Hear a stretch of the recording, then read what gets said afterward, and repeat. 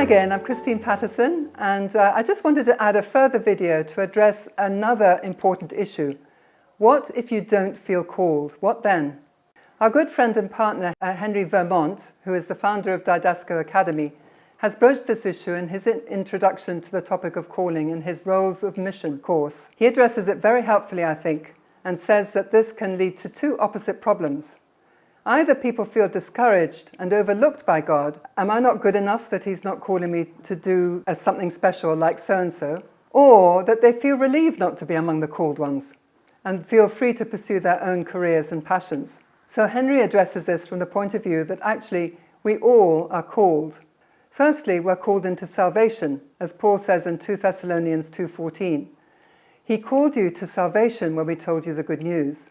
And then we're also called into service.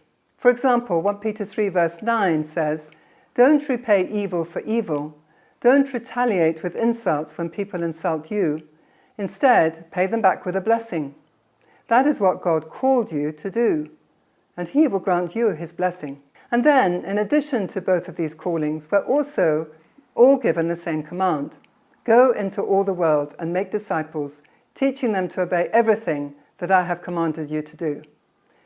This is supposed to be a self-replicating process. We are first discipled ourselves into obedience to Jesus, and then we bring others to faith and disciple them. That is how the church is meant to grow. So Henry comes up with a very interesting mathematical equation. The Great Commission plus our response equals our calling. Do you agree with that? In general terms, we would agree with this. If everyone who comes to faith takes it for granted that being called into service generally is something they need to receive and obey, that puts the whole church on an active footing. After that, it becomes an issue no longer of whether or not I'm called, but rather of my seeking specific guidance as to where in God's harvest field He wants to deploy me. Does He want me reaching out in my immediate area, which for many of us nowadays would actually still be cross-culturally in our neighborhood? Or by leaving home to go into a foreign context, which is a far bigger undertaking? It would still be our view that to undertake the latter, a deeper level or layer of calling and guidance is required, for all the reasons that we've already outlined in the other clips in this course. And it is something that not only the individual, couple or family needs to embrace, but the church community also needs to endorse, so that they can really get behind them and champion them as they go. Or maybe for all of us, we need to sit with this challenge that Henry brings as a starting point. Do we actually agree that a calling into service is not an optional extra, but is an imperative on all of us? It's also true that not everyone receives an ends of the earth calling in exactly the same way. Two of our recent interviewees said that the Lord's calling for them had been progressive. First to China and then to Japan in one case and to Turkey in the other as a subsequent call. And I noticed the words used by someone else in his interview, that he felt the Lord saying to him, "If you're willing to go, I will call you," which is an interesting way round, as if the calling is dependent on the willingness. Again, what do you think about that? One further verse for us to ponder. Have you ever considered Jesus' words to the disciples in Matthew 9:35-38?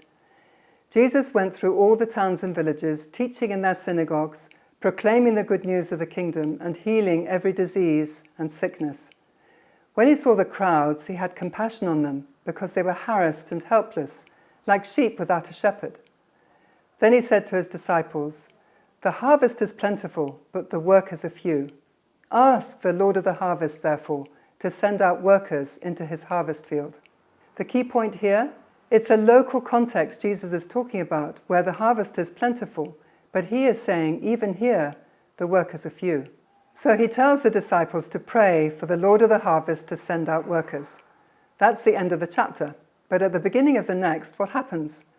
Chapter 10, verse 1, He called His 12 disciples to Him and gave them authority to drive out impure spirits and heal diseases. Then, verse 5, He sent them out as the answer to their own prayer. Often that's exactly how this works.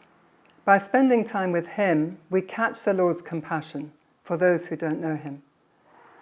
We pray for those needs to be met, And before we know it, we're sensing his call to go ourselves and reach out with his authority and his care to preach and to heal.